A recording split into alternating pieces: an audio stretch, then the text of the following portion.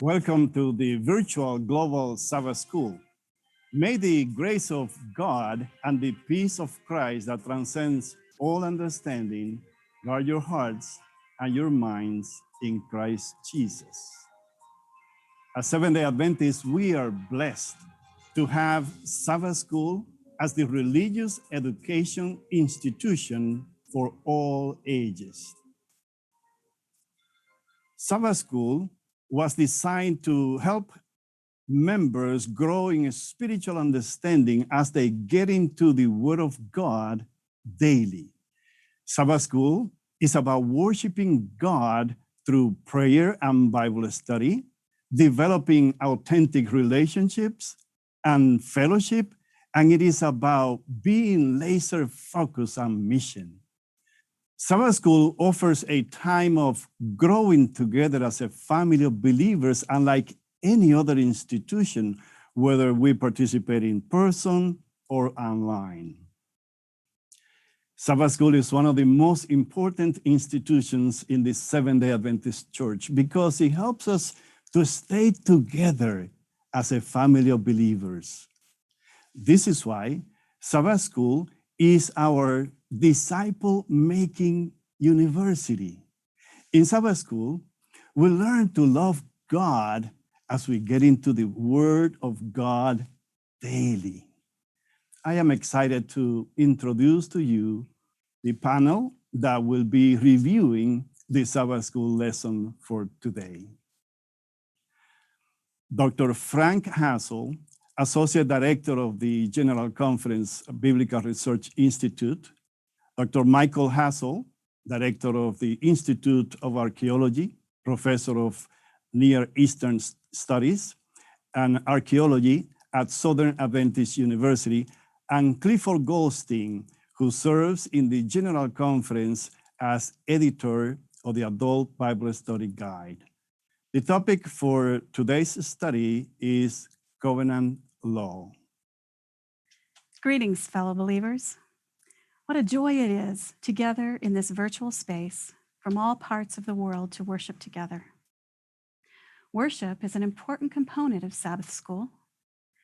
In Sabbath School, worship happens as our minds join in contemplating God as revealed in His Word, and as our hearts join in a response of praise, love, surrender, and obedience. This rhythm of revelation and response is the essence of worship. The realities of our world today leave us faced with challenges on every side. As I read passages from the book of Isaiah and from the Psalms, may God speak directly to your need today, and may your heart respond in joy and hope. We begin with God speaking from Isaiah 44.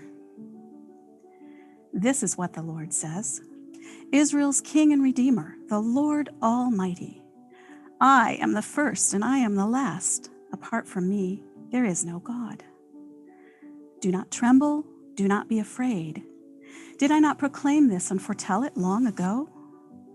You are my witnesses. Is there any God besides me? No, there is no other rock. I know not one. Isaiah 41, I took you from the ends of the earth. From its farthest corners I called you. I said, you are my servant. I have chosen you and have not rejected you.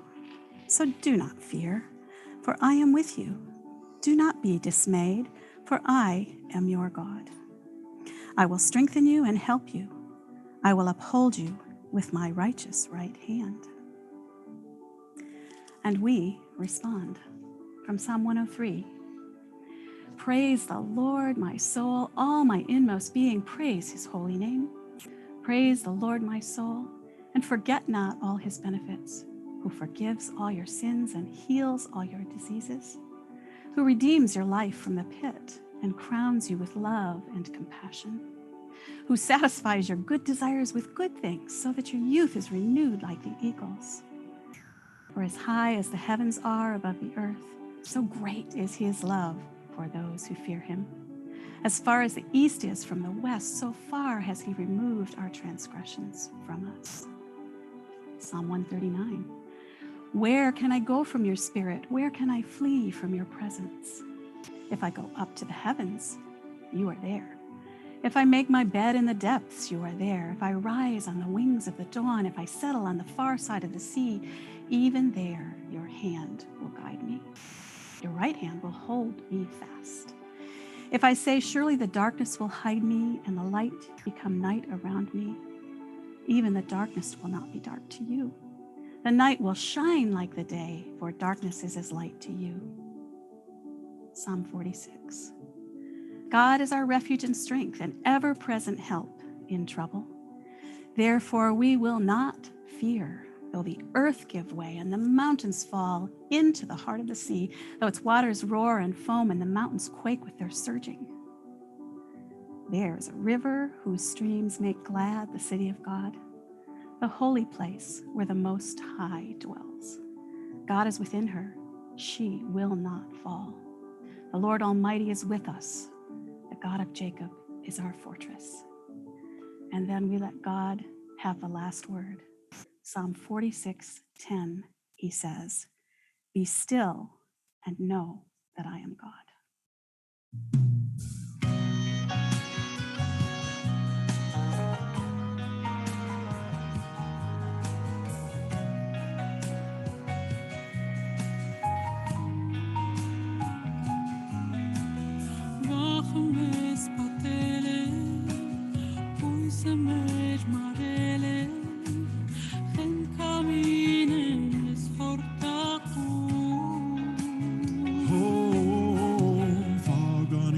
The sunlight, the poetry and laughter. Hostile in the desert, but somehow I'm not alone. 나를 돕는 속에서 주를 찾게 하시고 광야 가운데서도 함께 하시네. Inyong po insansam. Dein Lauf in tiefster Finsternis leuchtet deine Liebe wie ein Licht.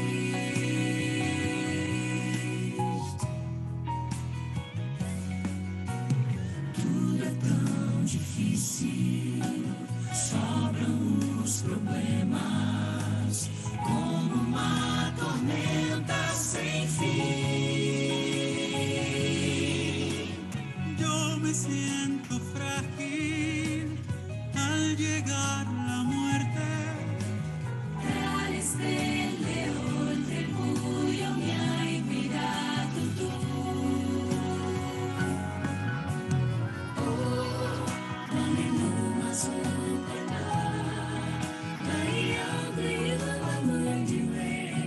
والبرية علمتني إن اتكل عليك والشوق مش ممكن ينسى سمحتي.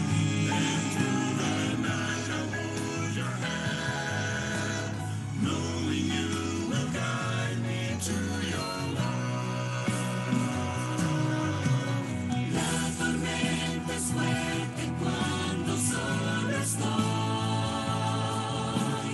El desierto es grande si no tengo a Dios. Con sus manos en el equipo a guiar. All the natten kommer in i mig.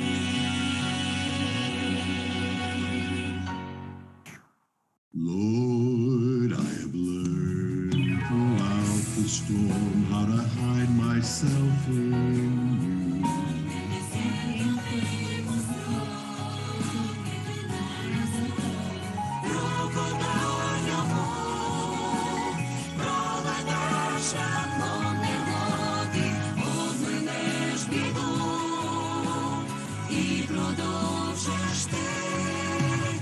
O deserto cruel fez que eu aprendesse a ser feliz.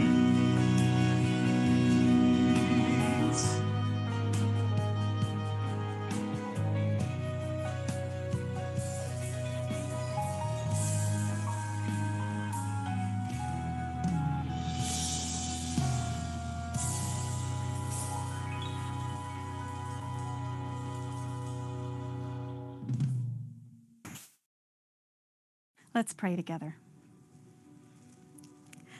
Father God, you are so good. Our hearts are so full as we testify, along with Isaiah and the psalmist, that you are God and there is no other. You satisfy us with good things and renew our strength like eagles. Your presence is always with us. Therefore, we will not fear. Our hearts are full as we testify, along with the song we just heard, that the hard things in life have taught us how to depend on you, how to trust you, and that you are always faithful. When challenges face us on every side, our trust remains fixed on you, for this world has nothing else to offer. We choose to cling to you and never leave you. We say with the Apostle Peter, Lord, to whom shall we go? You have the words of eternal life. As we join from all over the world in this Sabbath school time, speak to us once again words of eternal life. Holy Spirit, speak through your word so that we leave this space renewed and transformed. Jesus, we love you, and we pray this in your powerful name. Amen.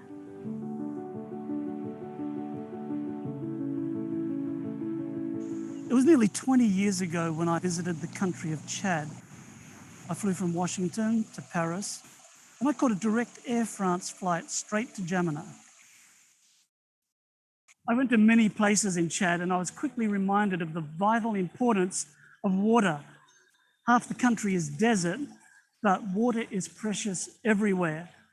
And I'll never forget meeting a man who'd been waiting months and months for baptism, but there was just no water.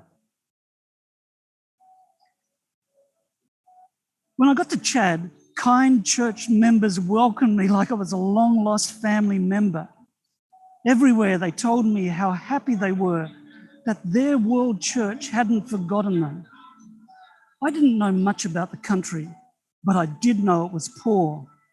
Not just uncomfortably poor, but kind of how are we going to survive tomorrow kind of poor.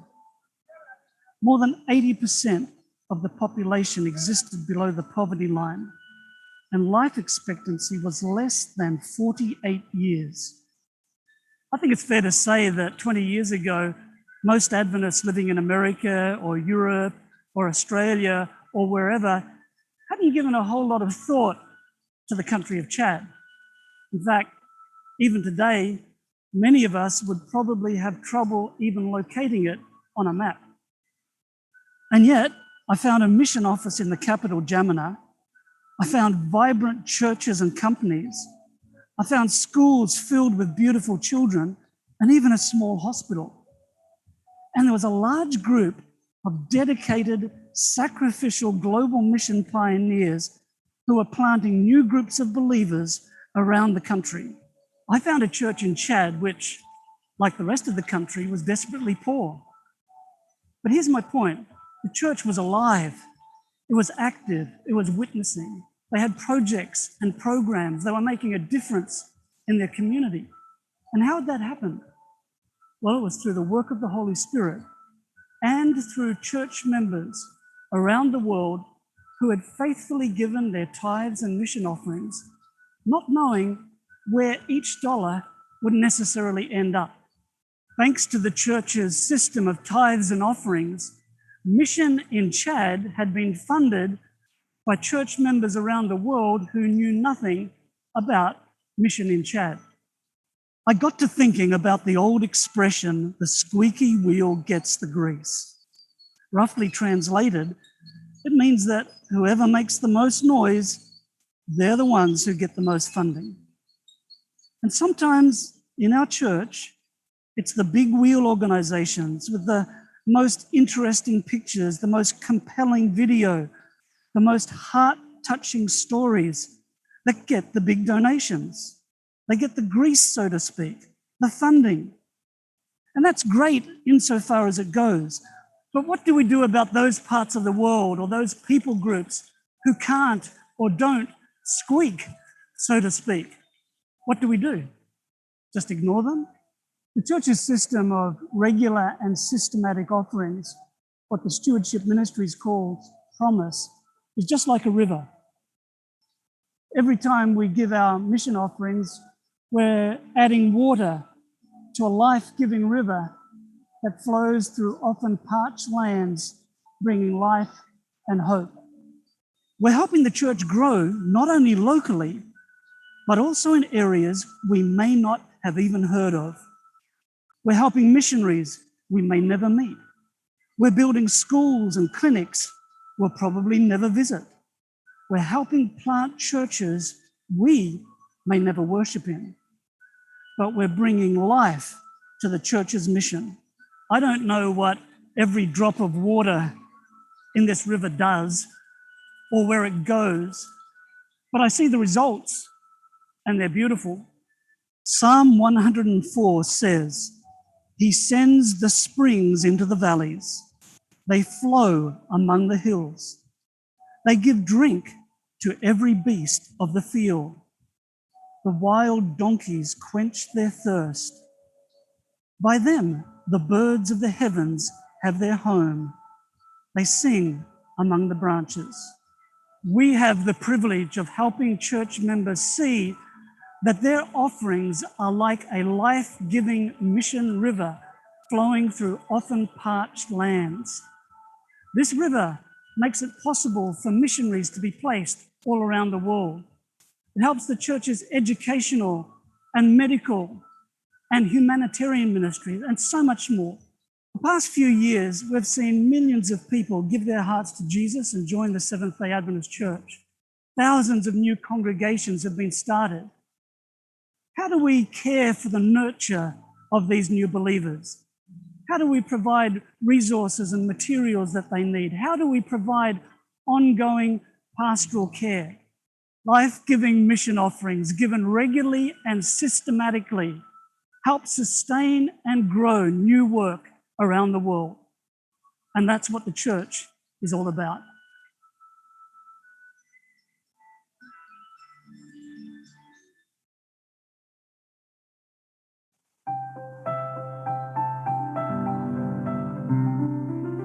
Hello, friends.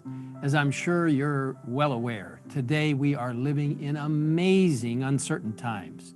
People are searching for answers, and like never before, they are open to hearing the truth-filled three angels' messages and the wonderful news that Jesus is coming soon. We have an incredible opportunity to reach them now, and I want to thank you for your faithfulness, even during these challenging times, in helping to support the ministry of God's church by returning a faithful tithe. While these sacred funds are vital, God reminds us in Malachi 3, verse 8, that offerings are just as important as the tithe. Think of it like a body, with tithe being the bones and offerings like the skin. Both are needed for the body to function well. Offerings propel our God-given mission, reaching people in your local community, in your country, and across the world. Tithe and offerings, it's God's package plan for accomplishing His mission today. Brothers and sisters, during these highly unusual times, we have been faced with numerous challenges, including, in many places, not being able to meet in church each Sabbath. Not only do we miss the warm fellowship and opportunity of worshiping together, but we also miss out on an easy and predictable way of giving offerings. Offerings are an important way of showing our love to God and our support for the advancement of His mission. During these challenging times, we have seen a significant drop in the mission offerings, particularly in the Sabbath school offering and the 13th Sabbath offering that enable God's mission worldwide. Whether you are on the one offering or the specific offering plan, I invite you to prayerfully commit to partnering with the Lord, not only by returning a faithful tithe, but by giving offerings faithfully, regularly, systematically, generously from your heart, and to reconnect yourself to the needs of the world. Thank you for your faithfulness. Remember that Scripture promises the person who sows generously will also reap generously. Friends, what a privilege we have in carrying forward the mission God has given us in reaching the world for Him. And as we have just heard, one vitally important way of helping that mission move forward is by partnering with God. Not only returning a faithful tithe, but also by giving regular, systematic offerings that fuel mission outreach.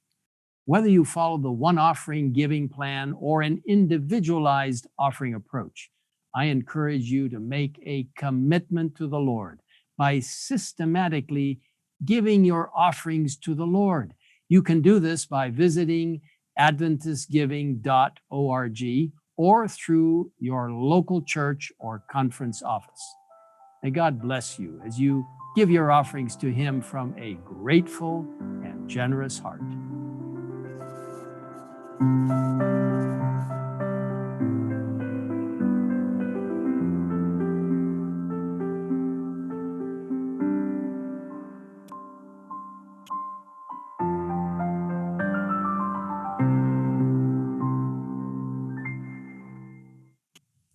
Hello, friends. I'm glad you could join us for this virtual Sabbath School. In just a few minutes, we'll be ready to dive into the study of this week's lesson. But in addition to the study of God's Word, Sabbath School should always highlight mission. So right now, I'd like to tell you about an exciting project that we hope will facilitate both local and global mission, helping our members to spread the influence of Sabbath School and personal ministries around the globe, beginning with you and your local church. The General Conference Sabbath School and Personal Ministries Department, sometimes referred to as the SSPM Department, has launched a new smartphone app for studying and sharing God's Word. Now, perhaps you're aware that the General Conference already has a Sabbath School app. This app has served the church well, but upgrades to smartphone platforms have caused some of its features to be no longer operational, which has created the need for a new app. But instead of building a new app from scratch, we've acquired an existing app that was beautifully developed by Adventist, a nonprofit organization in Canada run by dedicated Seventh-day Adventists. So let me tell you about some of the exciting features of this newly acquired app. It includes the Adult Sabbath School Bible Study Guide in both standard and easy reading editions, and the new Inverse Bible Study Guide for young adults. It includes Ellen White notes under each day's reading. It includes notes from the Teacher's Edition, as well as a Hope Sabbath School outline for teachers. It's available in multiple languages, and it features links to Bible references that are available in 5 different versions of the Bible. It allows users to type notes and to highlight text as they study. And perhaps its best feature is that it's clean, simple, and easy to use. But the most exciting part about this app is yet to come. The SSPM department is continuing to partner with Adventist to develop all new content and features to add to this app. For instance, we'll be adding Sabbath School lessons for all ages of children and youth. We'll add Sabbath School resources for leaders, teachers, and members. We'll be adding personal ministries resources to aid members and churches in soul winning and discipleship. We'll be increasing the number of languages that are supported by the app, and there will be teaching and training videos added, as well as audio files. And we hope to provide an option for even using handwritten notes and a stylus. The COVID-19 pandemic has only more clearly revealed what we already knew about the value of digital Bible study platforms. So we invite you right now to go to your Apple App Store if you have an iPhone, or Google Play for those with Android smartphones, and download the new Sabbath School and Personal Ministries app. It's a great app today, but it will only get better in the months ahead. Tell your church, tell your friends, and help us to spread the word, God's word, like never before. Our prayer is that the new SSPM app will be an indispensable aid in reviving the study of the Bible and the Sabbath School lesson, in equipping members for personal ministries, in drawing us all closer to Christ, and in fulfilling His mission in our local territories and around the world. God bless you and have a wonderful Sabbath. Hello, and happy Sabbath to all of you. For Seventh-day Adventists, the Bible is the foundation of our faith, and it ultimately determines what Seventh-day Adventists believe. But have you ever wondered why other Christians who also claim to go by Scripture come to other conclusions and teachings?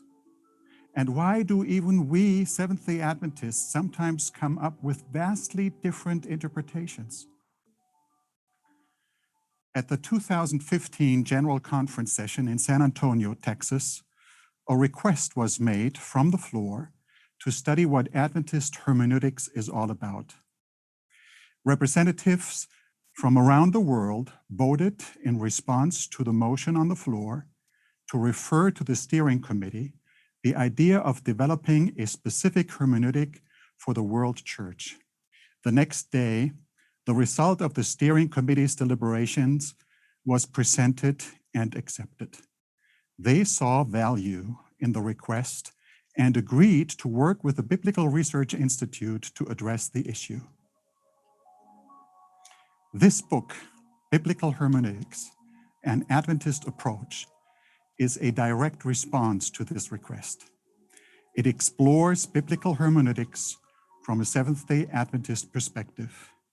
This new book examines in greater depth current issues of biblical interpretation and addresses some questions that have not received adequate attention in previous publications. The BRI presented details of the book to the Biblical Research Institute Committee, BRICOM, comprised of over 40 scholars and administrators from around the world, representing a wide range of theological disciplines. And then 12 respected Adventist scholars have contributed chapters to the book. This book looks at different factors and presuppositions that influence our interpretation of the Bible. In it, we learn from Jesus and the apostles how they interpreted the Bible. What is the role of our human reason in the process of interpretation? Do we have to sacrifice our intellect when we read the Bible? What Bible translations are reliable? And how do the different Bible manuscripts influence our understanding of Scripture? Is the Bible only reliable in matters of salvation and theology, but not trustworthy when it comes to historical questions? Why is history so important to our understanding of the Bible, and how does history matter for our theology? What in the Bible is culturally relative, and what biblical principles can guide us to use a text-centered approach in recognizing what in Scripture is universal in scope and what is not? Are faith and science at war with each other? And what is the proper relationship between the two when it comes to the correct interpretation of creation and other teachings of the Bible? How do different approaches influence our understanding of creation? Have the New Testament writers arrived at the correct message from the wrong biblical passages? Or are they actually faithful to what the Old Testament writers actually meant?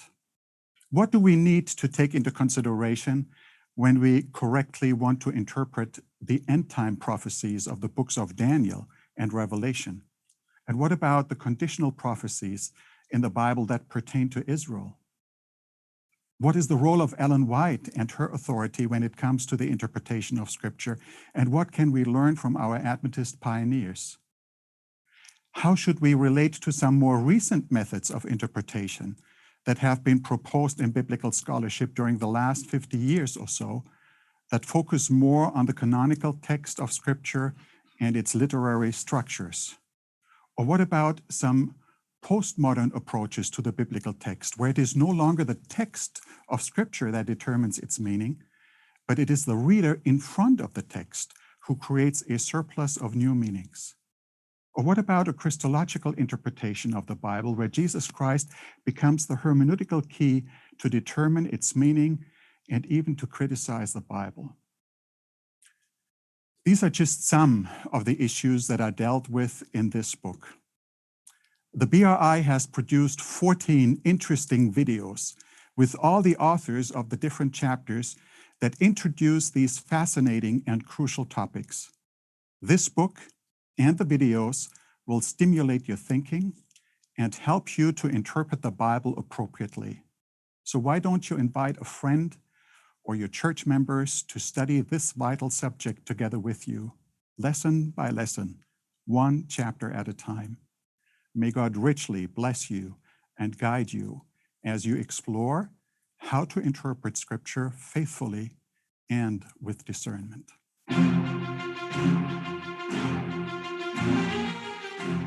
Good morning, good afternoon, wherever you are.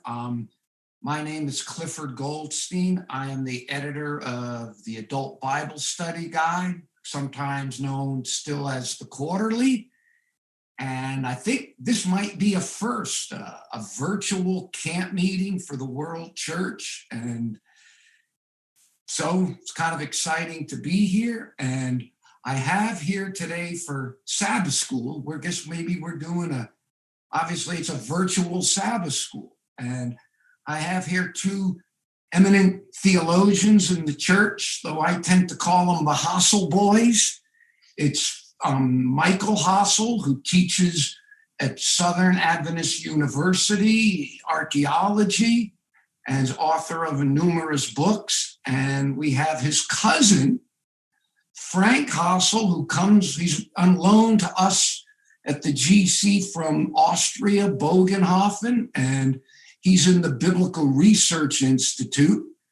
And part of the reason we wanted to use them was that Michael's father and Frank's uncle, Dr. Gerhard Hassel, who had been a very well-known theologian in the church, the dean of the seminary, and as I've told Michael more than once, has been a kind of a personal hero to me. I joined the church many, many years ago at a time of a certain amount of theological controversy, and things that Dr. Gerhard Hassel wrote, along with one or two others, truly grounded me in the Adventist message. And to this day, those things I learned from him and the others have stayed with me.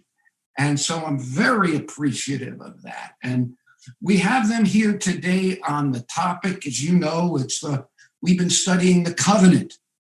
And we are now in lesson 8 of it, covenant law. And law, of course, is something that's important to Seventh-day Adventists, though I can't understand how it couldn't be important to all Christians anywhere. If you believe in the Bible, if you believe that the gospel is what frees us from the condemnation of the law, then obviously you have to believe in the law and the covenants and so forth. And the struggle people have sometimes is understanding what is the relationship. And so I'm hopeful with the Hassel boys here, we'll be able to flesh this out a little more and get into the deeper meaning of this to help us understand law and grace and how inseparable they are.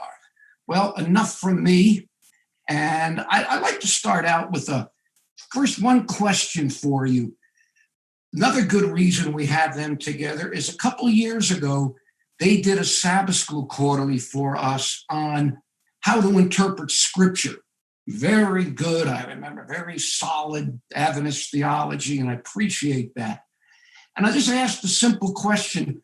How is it that you both continue to work in a similar field of theology? I mean, what's your interest in this? Why are you interested in these particular topics? So go ahead. Either one of you. Don't be shy. Frank, go ahead. All right.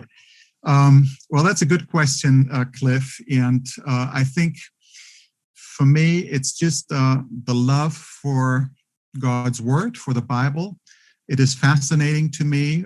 And I've been intrigued by people who studied the word of God and who have become heroes and examples for me to do likewise. And that just stirred something in my soul. And ever since I've been a student of the Word of God and love to explore the meaning of the Bible and see how that applies to our life and theology and all that goes along with that. Good. How about Michael? You too. You obviously have an interest as well. You got it honestly, though. You got it honestly. Well, I dreamed when I was growing up of becoming a research scientist and physician to discover the cures of diseases. We're in this COVID era right now, and that was becoming a bacteriologist or becoming a virologist. That was kind of my dream early on. But it was really a conversation I had one time visiting at Frank's home, and when his father was pastoring in Mainz, Germany.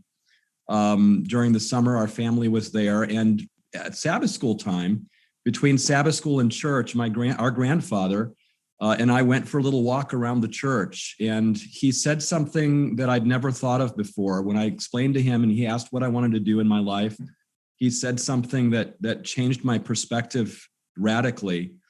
He listened to me and he said, "Oh, that's such a commendable thing to want to be involved in saving lives." And then there was this very, very long pause. I'll never forget it. He was already in his 80s. He said, "But let me share with you something from my experience." He says, "There's nothing that can be more satisfactory, nothing that can be more fulfilling than to be involved with the Holy Spirit in saving a life for eternity." Wow. Yeah. And that just, I had never thought about ministry. I'd never thought about theology. I'd never thought about it in that way. And that just clicked. That was the beginning of me thinking seriously about what God really was calling for me to do. So, those meaningful conversations that the Holy Spirit can use they're powerful. And that's kind of why I'm here today, I guess. Well, you think about it too. Every person who Jesus healed or raised from the dead, what happened to them? They died. They died. So if anything, he prolonged their misery in this world a little longer if there wasn't something else that he wanted to give. And I think that's sort of what your grandfather was saying to you. So, okay, well, good. Very interesting. Very interesting. That's a very nice story, both of them here. Let's get into the lesson this week, the covenant and the law. And let me ask you, why was Israel? You have this nation, this small nation, pretty insignificant in the vast realm of the ancient Near East and these vast empires.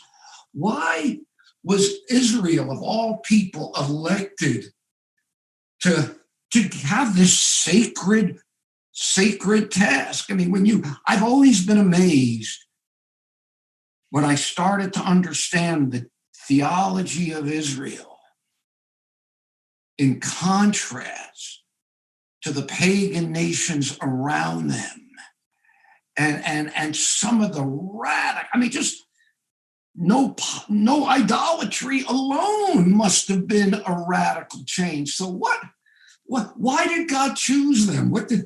It can't be anything particular in them, at least from what we read about them in the Bible. And these are my ancestors, so I could get to say it. But why did God choose them? What was going on there? What do you think? Well, speaking from a theological perspective, I would say that's the nature of grace. Election is grounded in God's grace, really. And why did he choose Israel? Because of his love. And this is undeserved and is not based on any accomplishment, but it's a free choice of God that he chose this particular nation to serve him and to be a light to the world. So, if you take this passage in Deuteronomy 7:7, it is clear.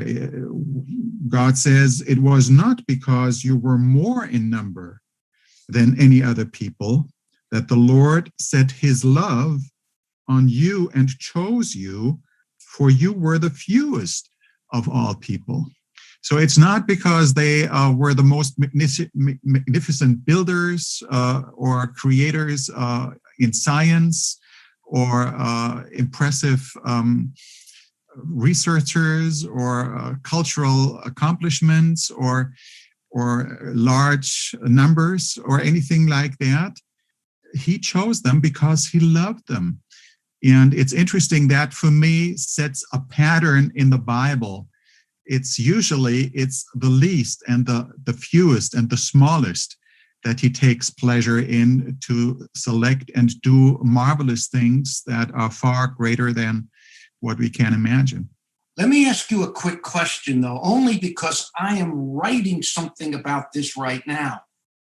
I was dealing with a friend who comes out of the Calvinist tradition, and he just says God chooses some to be saved and some to be lost, that arbitrarily in time past, God chose somebody to be lost. And I have a very hard time with that. And I don't necessarily believe that. So how might somebody just, well, why did he put it on Israel? Why didn't he give it to the Canaanites? Why didn't he give it to the Egyptians? And maybe there's no real answer to that. I don't know. But when you said that, it just popped into my mind because I've been thinking about this. Sure. God could have chosen any other nation for that matter. He is free to do so. But in his providence and in his omniscience, he decided to use that particular nation for his purpose. So God could have done differently, but he has not. He has decided that this is the one, and it's not because of any big accomplishment or things that they did. It's out of grace, really. That's what the beauty of this election is. But maybe Michael has to say something as well here. I would say also, this quarterly is called The Promise, this adult Bible study guide. And I think we need to go back to Abraham, maybe even back to Adam and Eve. There was a promise that God gave for a Messiah. There was a promise that God gave to Abraham to make of him a great nation. Part of that was, again, an act of grace. Why did God call Abraham out of Ur of the Chaldees? Why did he call him from the most opulent, most sophisticated center of civilization in the world and send him to what we might consider a kind of backwater area? But God, in his grace, plucked Abraham out of a city that would soon reach its demise anyway, and places him in a new location. And I think that location is very, very significant because it is in that location that Israel was really at the very center of all the nations. If you look at the geography of the ancient Near East, they're in that little land bridge, sometimes called the sacred bridge, between these nations. So the Egyptians that had to go to the north, and the Assyrians and Babylonians and Hittites that had to come to the south for trade, for war, whatever it was, always crossed that specific area. So God was very strategic in his plan to place Israel in a location, not where they can keep God to themselves, but where they could be a light to the nations. So yes, God chose a people to be his avenue through which he gives his grace, that he offers his grace to everyone. And I think this is something he still does for us today. Who are we that he should ask us to be involved in his evangelistic work around the world, or in our communities, or wherever that may be? But in his grace, he has asked us to be that avenue of his salvific grace and love and desire to save all humanity for himself. That reminds me, I know you guys were raised in this. I never even really heard of Seventh-day Adventism until I was in my mid-20s. And after I joined the church, after I started getting a grasp of what we've been given, And it was like, I mean, now 40 years later, I still truly, in times am in awe. And I sometimes wonder, Lord, why me? Why me? If you would have known me back then, it was certainly nothing inherent in me. And I think probably in a sense we all could. Why were you born in it? You were born in it. You know, in some ways, I'm not sure that's an advantage. And in some ways, I think it can be. But anyway, okay, let me ask you another question on this. Well, you touched on it a bit already, Michael, the location. Yeah, I've often thought about that too. How was it supposed to be a blessing? Okay, God called Abraham, his children, they were to be a blessing to the world. How was that supposed to be? How were they supposed to do that? Either one of you. Michael, go ahead. Okay. Well, in Isaiah 56, verse 7, it says, even those I will bring to my holy mountain and make them joyful in my house of prayer. Their burnt offerings and their sacrifices will be acceptable on my altar, for my house will be called a house of prayer for all the peoples or all the nations. So by placing his sanctuary first in the wilderness with his people, by dwelling among them physically with his people in the center of that camp, moving with them from place to place, God was teaching them as they had come out, as they had just been saved out of slavery from Egypt. God was teaching them his ways and how to live in a relationship of covenant with him. And that's what he wanted to communicate to all the people. And it's very interesting that he did this in a very artistic and visual way. Kind of a way that could communicate not only in words, but in actual everyday tangible ways in which his plan of salvation was shared, not only with the Israelites from day to day as they brought the sacrificial lamb to the sanctuary, but also as a light to the nations. That temple was an amazing monument to the world. And it was different than any other temple in the world because it didn't have Dagon in it. It didn't have, it didn't have Baal in it or Baal. It didn't have any God in it. It was the God of Israel, the one who was to reside there in his Shekinah glory on the mercy seat of the ark. So to me, that strategic plan then again of lifting up Zion and making Zion the place where the nations could envision this and see this. And of course, we know the Queen of Sheba came to visit Solomon. We know that other nations knew what was going on in Israel and recognized this tremendous gift and power that the God of heaven had. And so I think that was a huge part of it. Exactly. If I could just add, to me, this time with Solomon really illustrates what God had in mind Israel to be. Because under him, when Israel was faithful to God, when Israel followed the law, when Israel was keeping the covenant that he established with his people, then Israel flourished. And it did well, not just in the religious realm, but everything was blessed in society, in the sciences, and everything. And people just marveled at the skills and the beauty and everything that goes along with believing in God. And so whenever Israel was faithful, I see that happening. And Israel indeed was a light to others. But when they started to focus on themselves, it all went the other way around. This actually fits in when you talk about what was in the temple. And we know that the 10 Commandments and the Ark of the Covenant was in the temple. And this brings me to another question that we had in the lesson. And it's Deuteronomy 4:13. And if we can look at that, because we're talking about the covenant here. We're talking about what Israel's relate, for lack of a better term, the deal. Kind of, would you say that's fair enough to call it the deal God made? I mean, it's sort of, but really in common vernacular, it was a deal, okay? And then Deuteronomy 4:13, and he declared unto you his covenant, Barit, okay, his covenant, which he commanded you to perform, even the 10 commandments, and he wrote them on tablets of stone.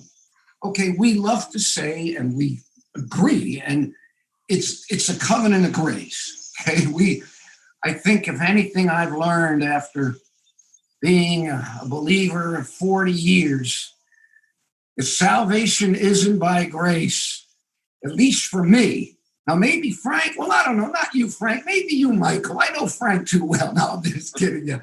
But if it isn't for grace, none of us are going to be there. So then what's the deal with the 10 commandments then? Why are they, and they're in the most holy place, okay? So how do we understand the 10 commandments in the God's eternal covenant and the role of the law in relationship to the covenant, okay?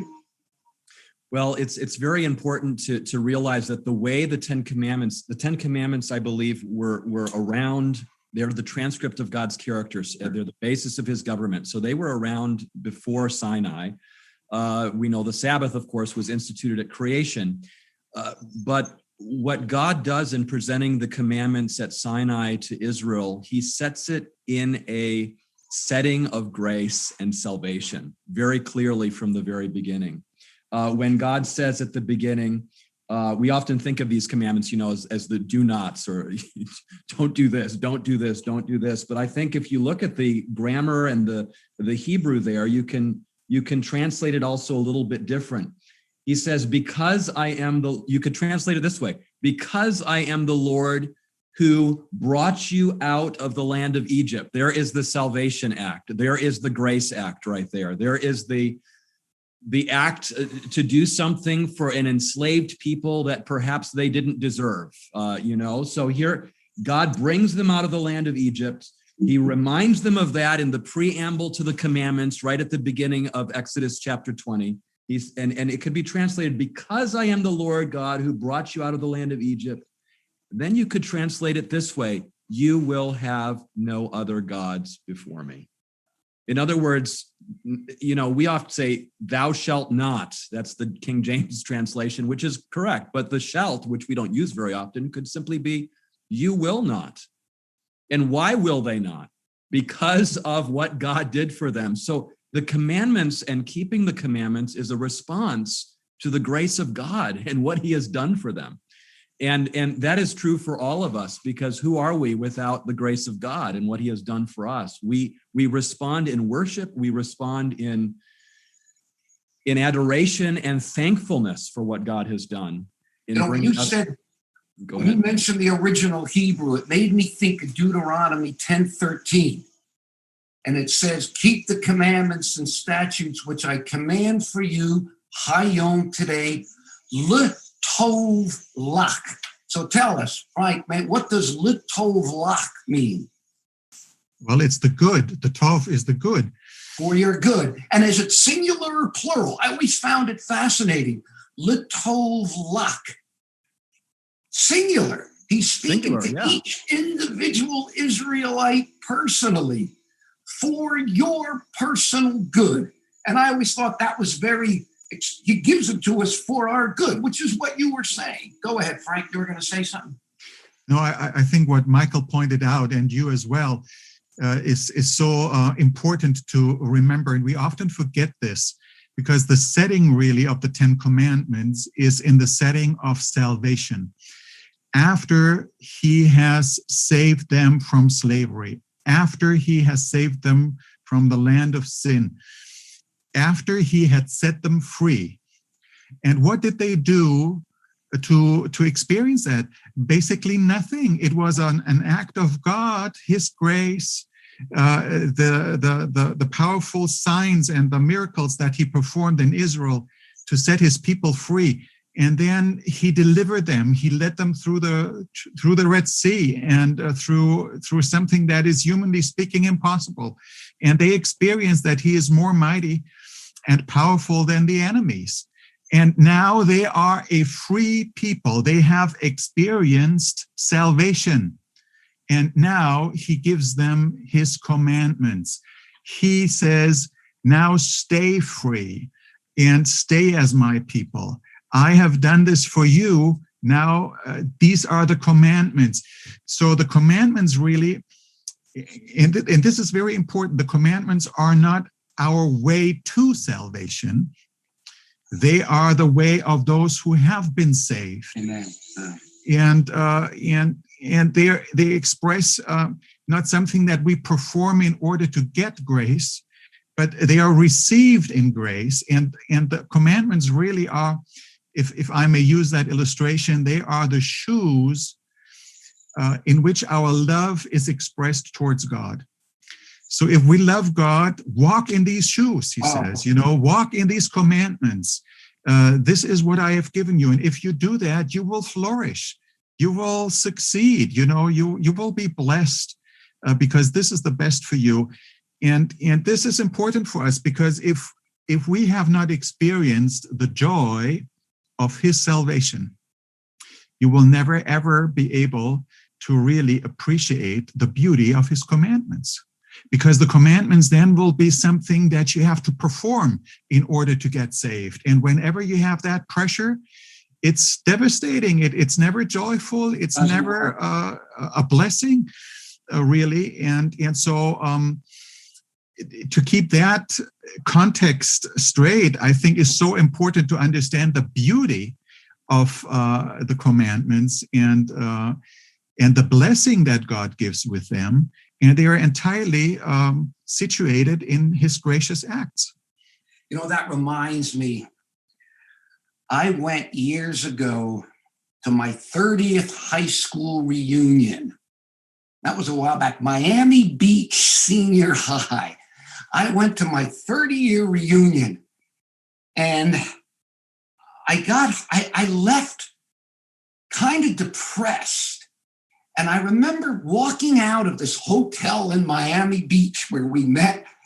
And I remember this was years ago. And I remember thinking, because I looked at the wreckage of a lot of these lives. And I remember thinking, if putting aside grace for a moment, okay, if people just kept, I remember thinking, if people just kept the 10 Commandments, how much better their life might be. How much wreckage has come to people's lives by violating the 10 Commandments. And anyway, when you were saying that, it made me think of my reunion and that thought. On that note, and this fits in perfectly, because, we live in a day and age where, particularly in the West, where any kind of transcendent morality, any kind of sense of transcendence has just been destroyed. I mean, it was 100-some years ago, Friedrich Nietzsche, of all people, whatever going to say, Nietzsche saw it and he warned about it. And, and I think he was right.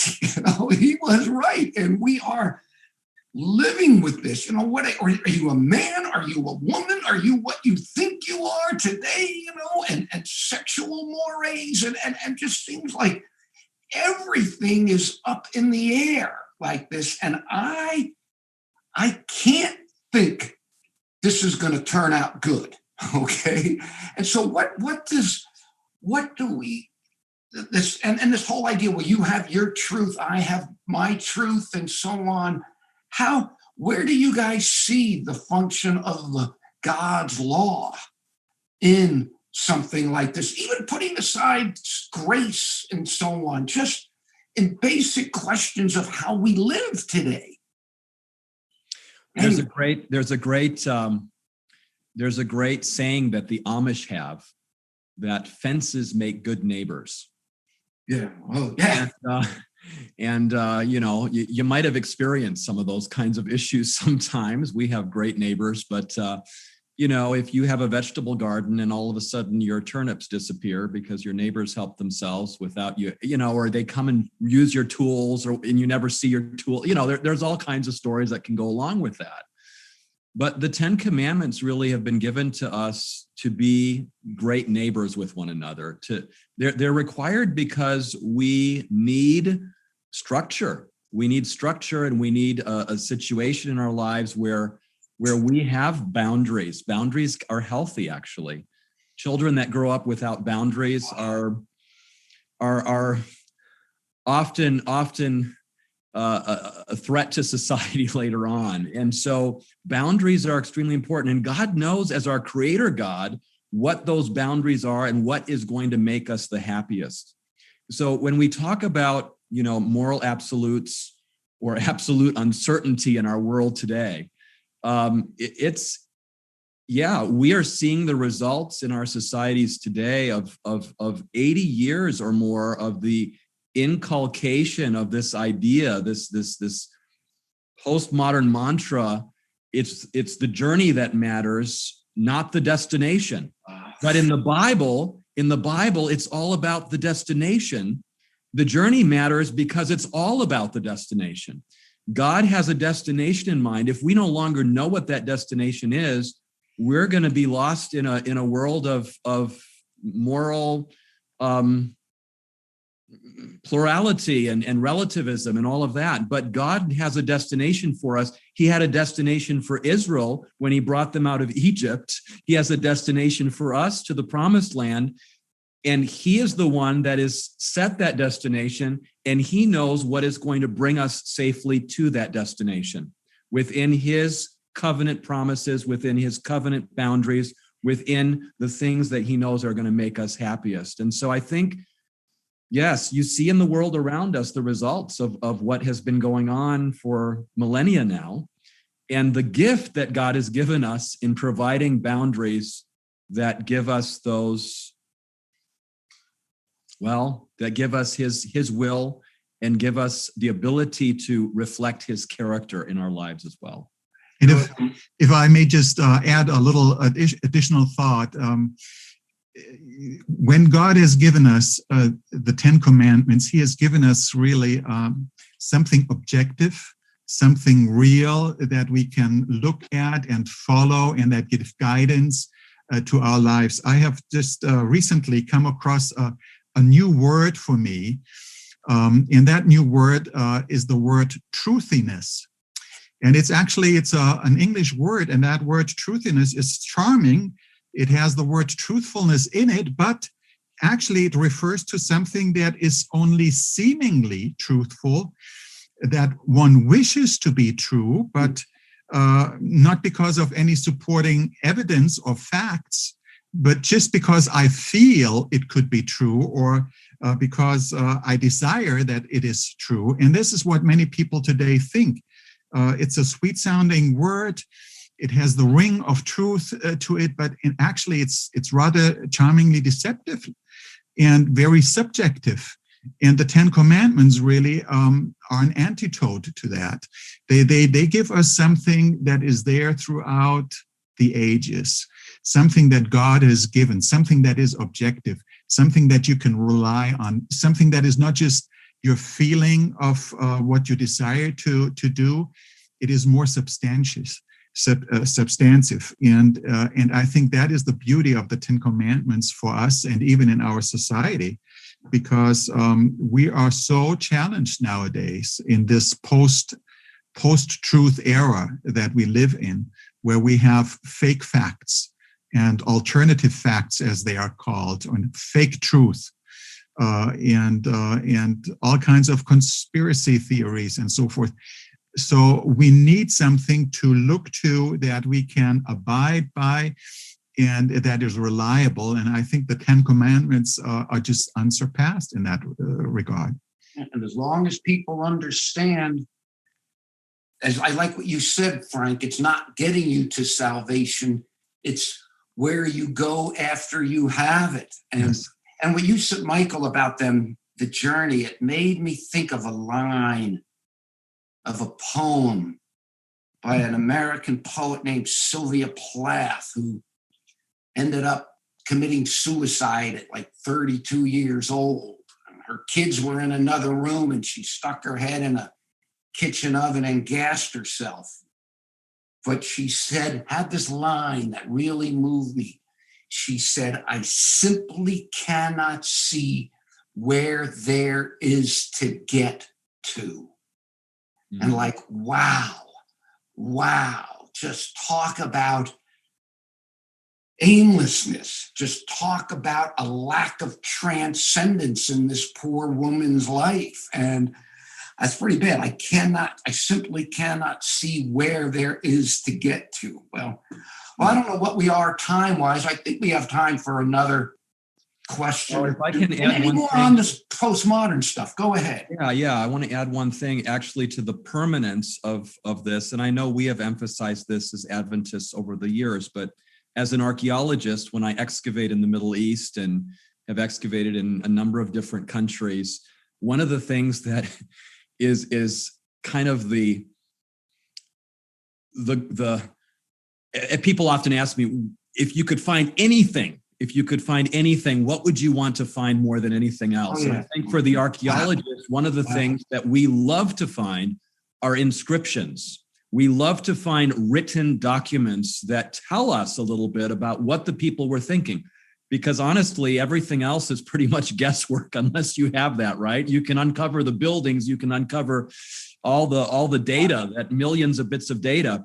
But when you uncover something that is written, it gives you an insight into the people. And the problem is that most of what is written was not preserved because it was written on papyrus, or it was written on parchment, or on animal skins or whatever. But when you find things that have been written in stone, that has lasted thousands of years, and you can pick that up and you can read it even right on the spot, and you can see that. I think about the temples in Egypt where Israel left.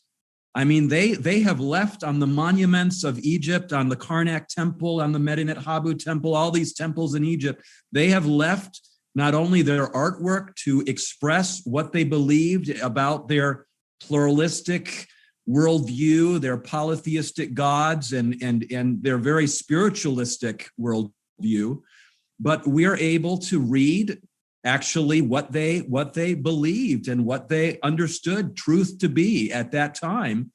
And we're able to look and see, now we have these commandments, these tables of stone written with God's own finger. And as a permanent reminder to us, as a permanent instruction to us, that I have inscribed these for you because I love you, I want to save you. And this is how this is going to happen. The commandments are not going to save us, but think about it. The first 4 commandments are all about our relationship to God. They're all about our relationship. Isn't that what being saved is? It's about having a living relationship with God. And the first 4 commandments share with us how to do that by remembering the Sabbath day to keep it holy, by spending time with God on a regular basis. And then the other commandments are how we live with one another. So together, Jesus summarized it, of course, in the New Testament, when he said, love your God with all your heart and love your neighbor as yourself, right? I mean, that's the summary of the commandments. So we have this wonderful, wonderful, permanent reminder of God's character and what he wants to recreate in us after the fall. So you didn't say what you would, of all the things you'd like to find, what would it be there? I never saw it. Did Indiana Jones find the Ark of the Covenant? What did he find? We've got about 15 different theories about where the Ark of the Covenant is. Who knows? I mean, that could still be found somewhere. We don't know. Would it be something to find the 10 Commandments? That would be an amazing thing. That would be kind of maybe the holy grail of all things. I don't know. I'm not going to get in, but I thought there was this one archaeologist who found them all a long time ago. We're still looking. Yeah, we're not going to get into that. Right. Okay. If we have about 4 more minutes or so, just for your orientation, all right? Okay. Okay, well, all right, do you have, I think we've touched on this already, but what, God, all right, here's a good question for us as Adventists too. God gave Israel all this instruction.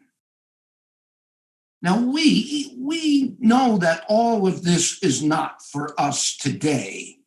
Okay, how do we differentiate that? What was the role of even, we call it the ceremonial laws? They were there for their good. How do we understand that today in contrast to the Ten Commandments? I mean, we don't believe in keeping all of that. So what do we see all this given to Israel as doing for them?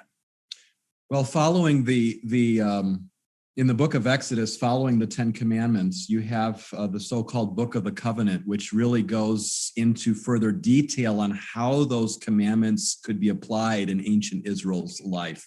In other words, they were practical ways that Israel could apply these to different circumstances, different things that came up in their lives. Most of us aren't farmers anymore. Most of us, live in a different setting. But some of those are important principles. They lay out some of the ways in which and situations in which they might face different things and how they could respond to that.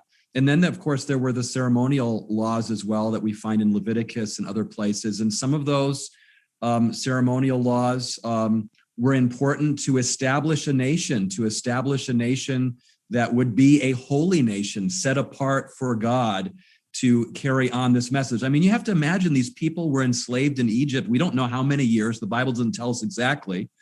We know they were in Egypt for 400 years, but how long they were enslaved there, we don't really know. Yeah, wow. But they were enslaved for a long time, and they were inundated with a worldview that was not God's worldview. And so here they had to be re-educated, if you will, to live as a people that would be the conduit through which God would share his love and his grace with others. So I think that's a very important aspect to keep in mind. Thank you. Well, I think we probably are with about a minute. Is there anything in the last, let's say, Frank, you're the clock keeper here. Yeah. So why don't we let you wrap it up, knowing the time? If there's any last thing you'd want to get to anybody who's watching this, and pull any thoughts you have, we can let you wrap this up for us. Thank you. Yeah, I would thank you, Cliff, for that opportunity. I would just say that that we should try to rediscover, let's put it that way, rediscover the beauty of God's law. And we can rediscover the beauty of God's law when we see the setting in which God gave us the law. It's a setting of grace and redemption. It's not our way to salvation, but it is his expression of how we as his redeemed people should live.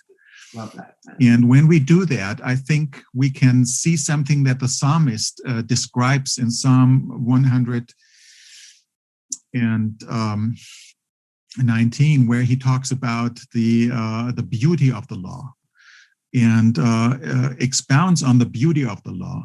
And this is only possible for someone who really has experienced the joy of God's salvation, of his salvation, not of our salvation. And this is really what this law is all about, that it is something that God has initiated for our good, for our benefit. And I think if we could rediscover that, that is the beauty of the law. Okay, well, thank you, gentlemen. And I hope we'll be talking to each other again, too. And say goodbye to everybody around the world. Bye-bye. Bye-bye. Bye. God bless. Yeah.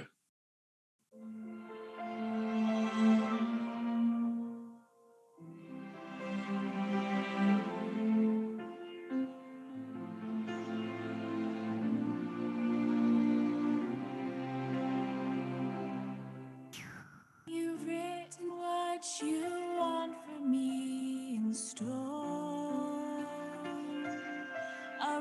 reflection of your character alone. So I tried to keep your laws without regret,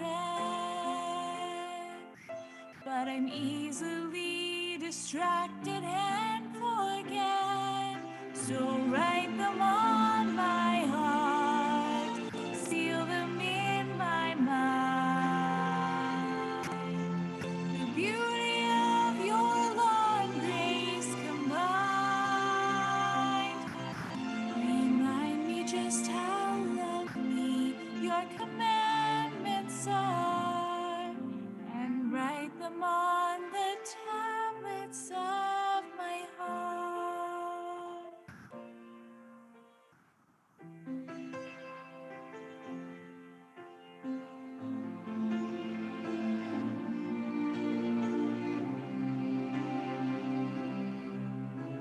There's only one desire inside of me, to be all that you created me to be. And I know the only way that I can grow is for you to come inside and take control. So write them on my heart, seal them in my mind. The beauty of your law and grace combined remind me just how lovely your commandments are, and write them on the tablets of my heart. Your law reflects your goodness, the cross reveals your grace. Love's the motivation behind your perfect ways.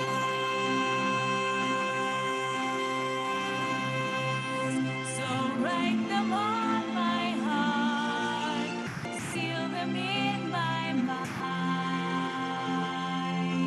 The beauty of your law and grace combined remind me just how lovely your commandments are, and write them on the tablets of my heart. So write them on my heart, seal them in my mind. The beauty of your law and grace combined remind me just how your commandments are, and write them on the tablets of my heart.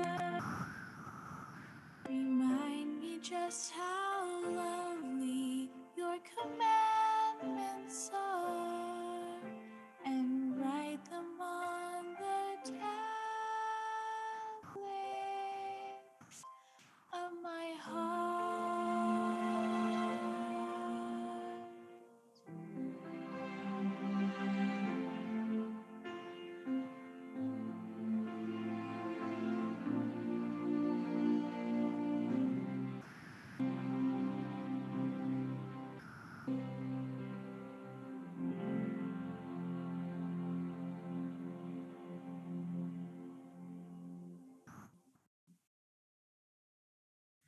Thank you for joining us for Sabbath School. Let's close with prayer. Father in heaven, we're so grateful for the privilege and opportunity we've had to study your word in Sabbath School. We're thankful for the privilege we have to explore and focus on the mission of the church in Sabbath School. And now, Father, we want to recommit our lives to you. We've been studying about the covenants, and you are the covenant-keeping God. But Lord, we want to be faithful. We want to respond in obedience to you. So please, we pray, pour out your Spirit upon us. Without you, we can do nothing. Help us, Lord, in every way to do that which is pleasing in your sight. Bless us now with your abiding presence through the remainder of this Sabbath, we pray. In Jesus' name, amen.